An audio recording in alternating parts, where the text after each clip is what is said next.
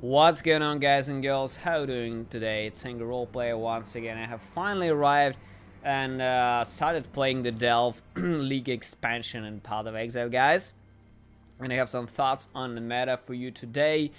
You will probably already like 80, 90 levels whatsoever, but I just started playing in Act 3, and to be honest, I really like the Delve expansion. It's very unique because the whole Azeroth shit and Azeroth mines are like a game inside the game, and this is a thing that the game really needed for a long time because, you know, over the course of years, most of the content in Path of Exile was mostly leveling, and then it's mapping, and then it's end game farming, like boss farming, like Elder, Uber Elder, or whatever shit it is. But this shit, it adds a game inside the game. You literally go down in the mines and start exploring. You can go for hours and fucking hours. It's not like an incursion temple. When you go, start, explore the rooms, like 5, 6, 7 rooms, go kill the boss. This is it. This is the end. And the fucking mine, you get the Azeroth, you get your Voltaxic Sulfate, you get your Azeroth, you upgrade the shit, you have your crawler, and you go down and down and down. You can go down and down and spend fucking hours there, chasing for the fucking walls, looking for different hidden rooms and shit. I think this is very unique. This is actually very fucking fun. And this is deadly. As you can see, I just fucking dead there.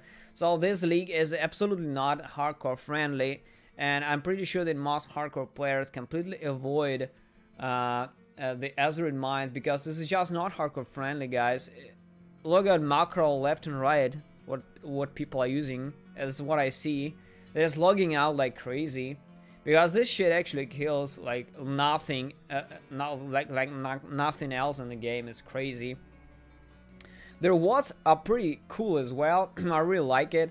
I found first 2 Chaos Orbs in the very first Azeroth mine that I delved in, and imagine that for a like early character which is not even level 20, 2 Chaos Orbs is a lot of things. You can buy, you know, Quill Rain, you can buy something good for the build, and this is a lot of this is very good. I mean, this is better than the Incursion Temple. In Incursion Temple you get mostly garbage until you get to the corruptions, and this is it. Here you can actually get something useful very early on. There was many different chests, armors, jewelers, currency, shit, hidden rooms, and all this stuff. There's a lot of good things, and I really like it.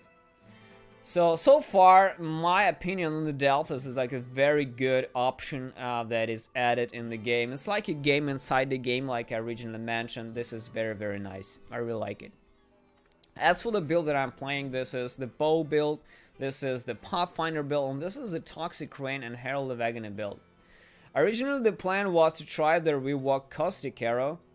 I actually tried Caustic Arrow and found it really good. It's really good, just like it was before, but stronger. But you know, Caustic Arrow is really boring. It's just really boring. You just stack damage over time, chaos, some fizz. You don't even need fizz damage. Damage over time, 100% damage over time build with as much chaos as you can get everywhere. And this is the end. Like single target, there are questions. Caustic Arrow never had good single target. For single target, people used Barrage, some other garbage, or like, you know, Caustic Arrow has problems with single target. The AoE is amazing, the damage over time is amazing, but single target is pretty shit. This is where people started experimenting with Toxic Rain and Herald of Agony. Herald of Agony is the first Herald minion skill, actually, that is insanely powerful.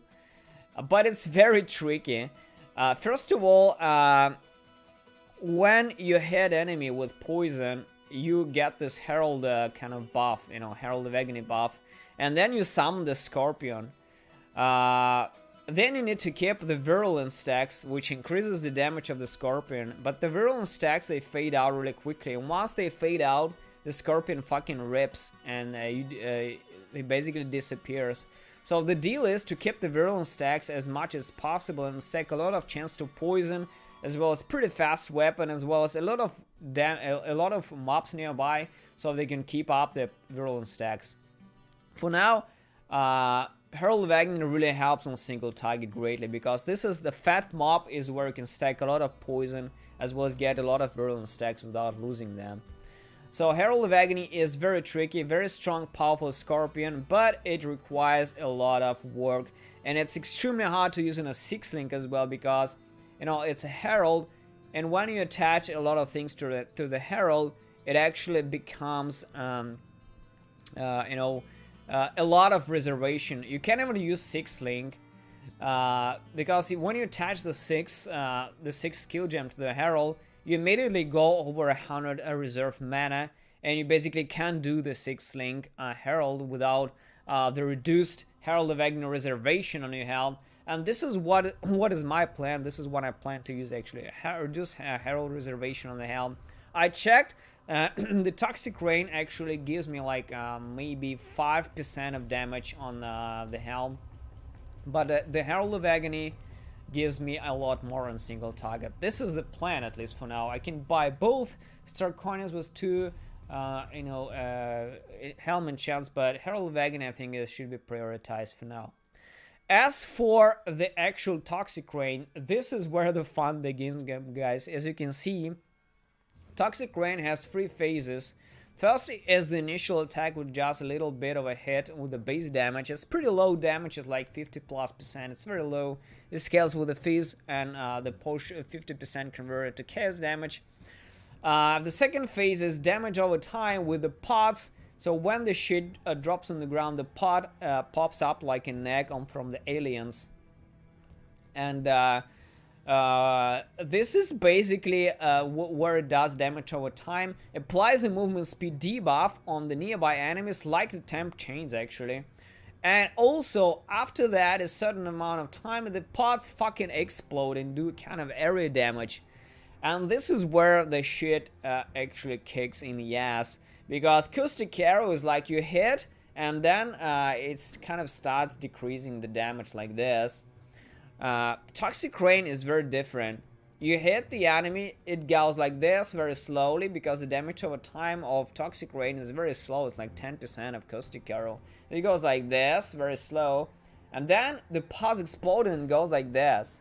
So it goes like this and go like this. The pods are very powerful, and if you stack enough physical damage as well as chaos damage, this is where the fun begins, because the explosions is absolutely retarded, and there's a limit of how many pods you can have on the ground, definitely, so you cannot stack them infinitely, but they do overlap each other's damage, and if you have like 10 pods at a time, they all explode for like 400k poison. Imagine there's like 4 million of poison damage immediately. I think this is very, very powerful, and this is very nice. Die again. So strangling around with outside of light is pretty dangerous.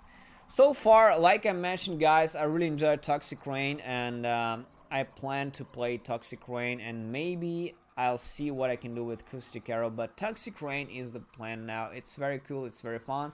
Let me know in the comment section what you think about Delve. How do you like it? What are you playing, guys? How far have you progressed? What do you think about the Delve, the Azure Mines, and all this shit there? Thanks for watching, and see you soon.